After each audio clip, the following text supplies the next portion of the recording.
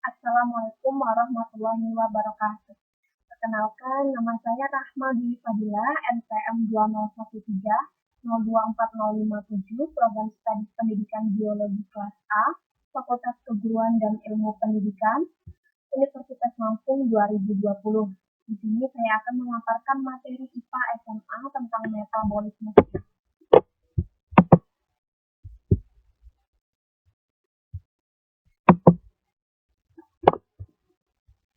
Sebelumnya di sini saya akan menjelaskan tujuan pembelajarannya, yaitu mendeskripsikan pengertian metabolisme serta menyebutkan fungsi enzim, kemudian menyebutkan ciri-ciri enzim, faktor-faktor yang mempengaruhi kerja enzim, perbedaan respirasi aerob dan anaerob, dan menjelaskan tentang reaksi serat dan gelap dalam fotosintesis. Adapun tata konsep pada materi kali ini yaitu sebagai berikut. Metabolisme dibedakan menjadi anabolisme yang memerlukan energi dan katabolisme yang melepaskan energi. Di mana contoh anabolisme yaitu fotosintesis dan kemosintesis. Kemudian contoh dari katabolisme yaitu respirasi. Respirasi ini terbagi menjadi dua macam, yaitu respirasi aerob dan respirasi anaerob. Yang pertama, di sini saya akan menjelaskan tentang pengertian metabolisme. Metabolisme diambil dari bahasa Yunani, yaitu metabol, yang artinya perubahan, di mana secara harfiah berarti perubahan.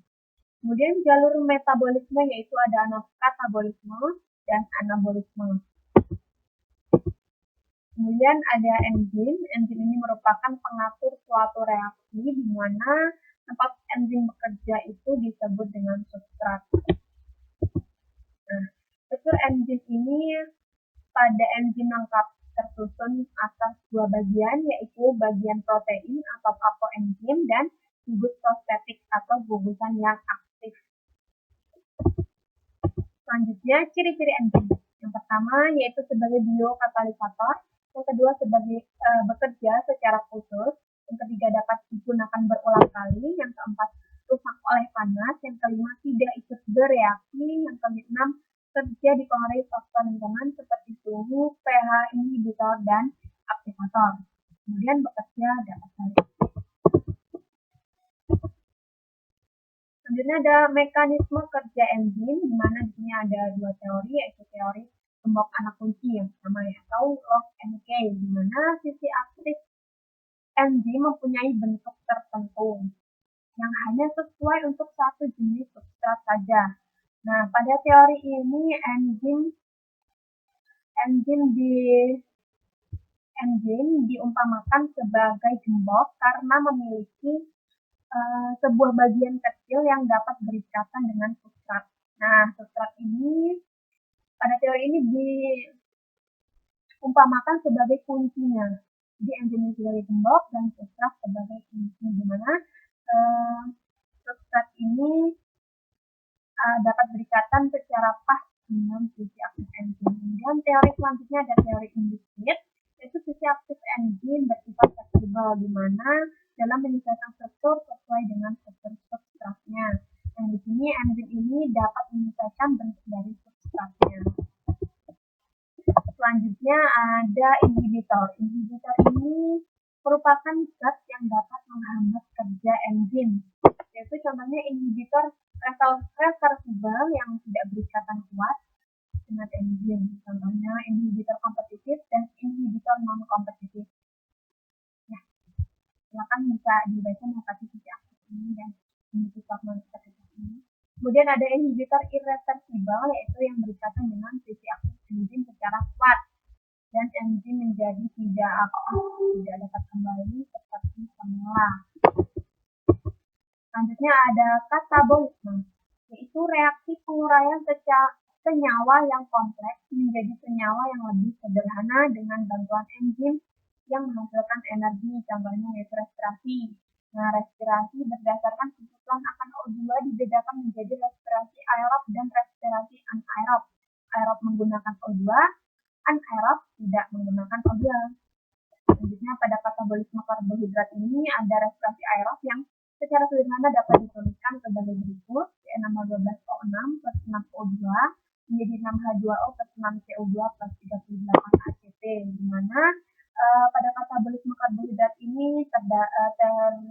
terjadi pemecahan glukosa yang terpecah menjadi beberapa tahap. Yang pertama glikolisis, dekarboksilasi oksidatif, siklus dan transfer elektron. Kemudian di sini ada gambar respirasi aerobnya supaya lebih jelas. Nah, di sini pada saat glikolisis, glukosa dipecah menjadi pirufat. Ya, kemudian di mana pirufat ini akan merujuk pada tahap perubahan asam pirufat atau oksidasi pirufat ini menjadi asam asetil-CoA. Kemudian selanjutnya asetil-CoA ini akan dibawa ke matriks mitokondria untuk menjalankan sikloskop. Sikloskop ini dia diberi nama diambil dari nama Hans-Krebs, yaitu penulis sikloskop ini. Kemudian sikloskop berlangsung di dalam mitokondria. Mitokondria mengubah asetil-CoA yang tadi ini menjadi asam sitrat. Kemudian elektron diangkut melalui NADH dan FADH2 menuju ke fosforilasi oksidatif transfer elektron dan chemiosmosis, di mana pada tahap glikolisis juga elektron diangkut melalui NADH menuju ke transfer elektron. Nah, pada respirasi aerob ini masing-masing tahap akan menghasilkan ATP. Yang selanjutnya ada respirasi anaerob, reaksi pemecahan karbohidrat untuk mendapatkan energi tanpa O2. Nah, persamaan sederhananya ini terlihat pada gambar ini, N6H12O6 menjadi 2C2, H5OH plus 2CO2 plus 21 KKL, di mana respirasi anaerob itu pastinya tidak memerlukan O2, menggunakan asam pirufat sebagai pengikat H, menghasilkan asam laktat, hanya menghasilkan 2 molekul ATP. Tahapan reaksinya lebih sederhana dari respirasi aerob tadi. Selanjutnya ada fermentasi yang sering diistilahkan proses penguraian zat oleh mikroorganisme dengan menggunakan enzim-enzim yang ada di dalam zat. Nah, ini fermentasi itu ada fermentasi alkohol dan fermentasi asam laktat.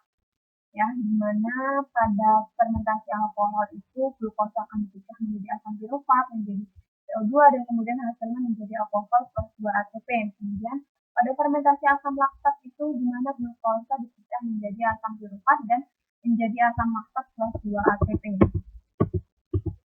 Selanjutnya ada anabolisme. Nah, di sini anabolisme merupakan reaksi penyusunan zat yang berlangsung di dalam sel. Nah, macamnya itu ada anabolisme karbohidrat, di mana anabolisme karbohidrat dipecah lagi menjadi fotosintesis contohnya ya. Nah, contoh fotosintesis pastinya teman-teman juga udah pernah tahu kan? Fotosintesis dan proses fotosintesisnya ini dan reaksi fotosintesis versi sederhana dari fotosintesis. Selanjutnya ada percobaan tentang fotosintesis, ada beberapa tokoh yaitu Benjamin Howe, Theodor Wilhelm Engelmann, Julius von Fass, dan Robert dan F.S. Beckman. Selanjutnya ada cahaya yang berperan dalam fotosintesis. Ya, di dalam kloroplas terkandung beberapa jenis pigmen yaitu klorofil A, klorofil B, dan karotenoid. Pastinya cahaya ini sangat berperan dalam proses fotosintesis. Kemudian tahapan proses fotosintesis juga pastinya sudah dipelajari dari SMP ya. Ini proses fotosintesis tahap ini. Selanjutnya ada siklus Calvin, merupakan proses penggunaan ATP dan NADPH untuk mengubah CO2 menjadi gula. Nah, ini dia gambarnya siklus Calvin. Selanjutnya ada kemosintesis, yaitu penyusunan bahan organik dengan menggunakan energi dari pemecahan senyawa kimia. Energi yang dihasilkan lebih kecil dibandingkan dengan menggunakan energi cahaya. Ini ada tabel perbedaan anabolisme dan katabolisme, dan nama lain dari katabolisme dan anabolisme, ciri-ciri dan contoh reaksi. Silahkan pahami. Nah, begitulah materi yang dapat saya sampaikan. Kurang lebihnya saya mohon maaf. Saya akhiri. Wabillahi taufiq wal hidayah. Wassalamualaikum warahmatullahi wabarakatuh.